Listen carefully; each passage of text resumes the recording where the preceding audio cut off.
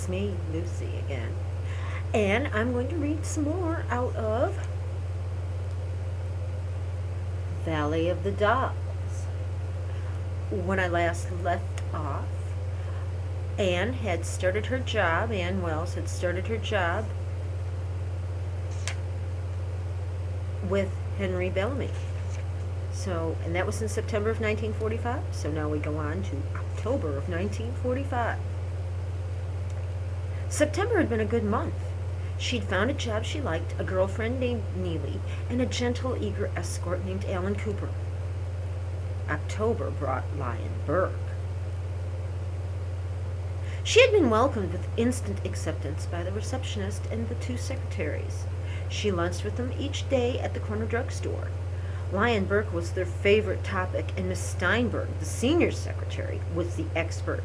She had been with Henry Bellamy 10 years. She had known Lyon Burke. Lyon had been with the office 2 years when war was declared and had left to enlist the day after Pearl Harbor. Jim Bellows had often suggested that his nephew join the firm. Henry had nothing against George Bellows, but he had always refused. Business and relatives don't mix, he had insisted. But with Lyon gone, Henry was left with little choice. There was nothing wrong with George. He was a capable lawyer, but he liked the chemistry of Lyon Burke, at least in Miss Steinberg's eyes. Lyon's activities in the war had been avidly followed by all of the staff, and when he had received his captain's bars, Henry had taken off half the day to celebrate. The last letter had come from London in August. Lyon was alive. Lyon sent regards, but Lyon said nothing about returning. At first, Henry had watched the mail each day. When September passed without word, he moodily reconciled himself to Lyon's permanent withdrawal from the firm. But Miss Steinberg refused to give up. And Miss Steinberg was right. The wire came in October. It was direct and to the point. Dear Henry, well, it's over and I'm still in one piece. Visited some relatives in London and stopped off at Brighton for some sea and rest. Am in Washington waiting for my official release. As soon as they let me trade their uniform for my old blue suit, I shall return. Best, Lyon. Henry Bellamy's face lit up when he read the wire. He jumped from his chair. Lyon's coming back! God damn, I knew he would! For the next 10 days, the office was in a turmoil of interior decorators, excitement, and speculative gossip. I can't wait, the receptionist sighed. He sounds just like my type. Miss Steinberg's smile was loaded with secret knowledge. He's everybody's type, honey.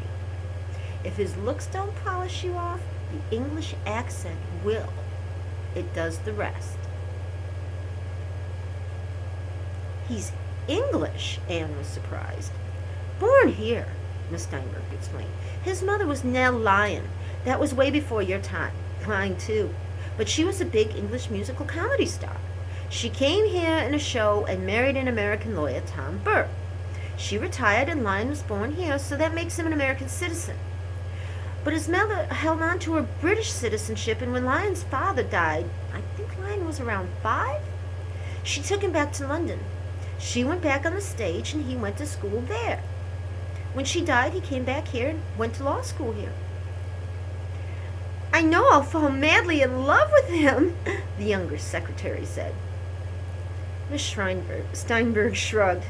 Every girl in the office had a crush on him. But I can't wait to see his reaction when he meets you, Anne. Me? Anne looked startled. Yes, you. You both have the same quality, a standoffishness. Only Lyon keeps blinding you with that smile, and it fools you at first. You think he's friendly, but you can never really get close to him. No one could, not even Mr. Bellamy. Deep down, Mr. B's just a little in awe of Lyon, and not just because of his looks or manner. Lyon delivers. You just watch. Lyon Burke will own this town one day. I've seen Mr. B pull some pretty brilliant deals, but he has to fight every inch of the way because everyone knows he's smart and they're prepared for him. Lyon just walks in with the English charm and the movie star looks, and wham! He comes off with everything he wants. But after a while, you realize you don't know what he's really like, or what he thinks of you, or of anyone. What I mean is, he seems to like everyone equally. So you can get the feeling that maybe deep down he doesn't really care about anyone or anything, except his work. For that, he'll do anything.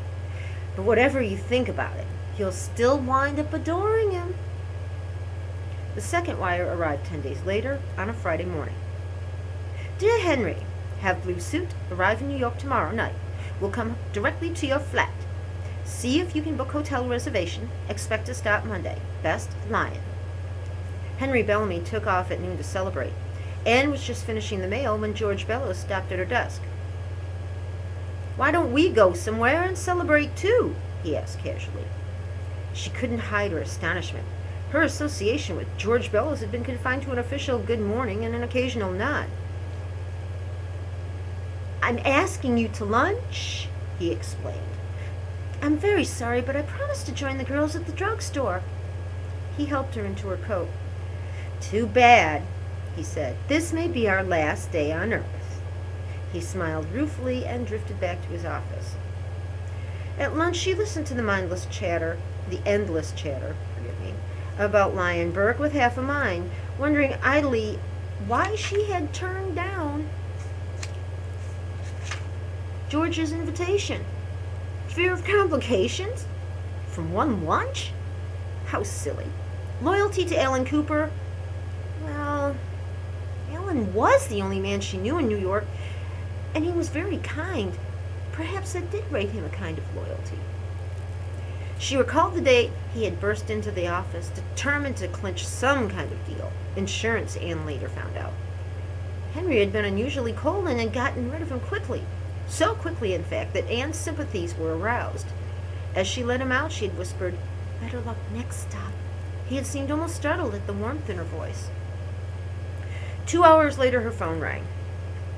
"This is Alan Cooper. You remember me, the dynamic salesman? Well, I want you to know that my session with Henry was a wild success compared to my other stops. At least at Bellamy's I met you." "You mean you haven't made a sale?" She felt genuinely sorry. "Nope. Struck out everywhere. Guess this just isn't my day. Unless you want to give it a happy ending by having a drink with me." "I don't drink? Me either. So let's make it dinner then." That's how it began, and continued. He was pleasant and had a nice sense of humor. She thought of him as a friend rather than a date. Very often she didn't bother to change her clothes after work. He never seemed to notice what she wore, and he always seemed eagerly grateful for her company. They went to little unknown restaurants, and she always selected the least expensive item on the menu. She wanted to offer to pay her end, but she was afraid it might make him feel more of a failure. Alan was hopelessly miscast as a salesman. He was too nice and mild-mannered for his profession. He asked questions about Lawrenceville, her days at school, even the events at the office. He made her feel like the most interesting, fascinating girl in the world. She continued to see him because he made no demands upon her. Sometimes in a movie he held her hand. He made no attempt to kiss her goodnight. Her feeling was one of relief mixed with a curious sense of inadequacy. It was almost embarrassing not to be able to arouse any passion in poor Ellen, but she was content to let matters rest. The thought of kissing him brought on the same distaste she had experienced when she had kissed Willie Henderson back in Lawrenceville. This made her wonder again about her own capacity for love. Perhaps she wasn't normal. Or maybe her mother was right. Maybe passion and romance did exist only in fiction. Later that afternoon, George Bellows stopped at her desk again. "I've come to make another pitch," he said. "How about the 16th of January? You can't be dated up that far ahead." "But that's almost 3 months away." "Oh, I'll be glad to take anything that opens before then. But Helen Lawson just called screaming for Henry, and it reminded me that her show opens on the 16th. "That's right. Hit the Sky goes into rehearsal next week." "Well, will you, or won't you go with me?" "I'd love it, George. I think Helen Lawson is wonderful. She used to break in all her shows in Boston. When I was a little girl, my father took me to see her in Madame Pompadour." "Okay, it's a date. Oh, and Anne, once the show goes into rehearsal, Helen is liable to come crashing in here a good deal. If you two ever get around to the small talk department, don't come up with that "I loved you when I was a little girl" routine. She might stab you. But I was a little girl. And ridiculous as it sounds, that was only 10 years ago. But even then, Helen was a mature woman. She was at least 35. Around here, we act like she's 28. George, you can't be serious. Why, Helen Lawson is ageless. She's a great star. It's her personality and talent that make her so attractive. I'm sure she's too intelligent to think that she looks like a girl. George shrugged. Tell you what, I'll phone you 20 years from now and ask you how you feel. Looking 28 seems to be an infectious disease that most women catch the moment they hit 40. To play it safe, just don't bring up the subject of age around Helen. And please mark your calendar, January 16th. In the meantime, have a nice weekend and take it easy. It'll be plenty hectic around here on Monday, when the conquering hero comes home. Ooh, so we're going to meet Lyon Burke next time I decide to pick up the book and read. We have some developments going on. What is going on with George Bellows, if anything? How am I going to do Helen Lawson's voice? Am I going to try and make Neely O'Hara sound like Judy Garland? You'll find out next time with Lucy, reading from Jacqueline Suzanne's The Valley of the Dolls. See you next time, loves.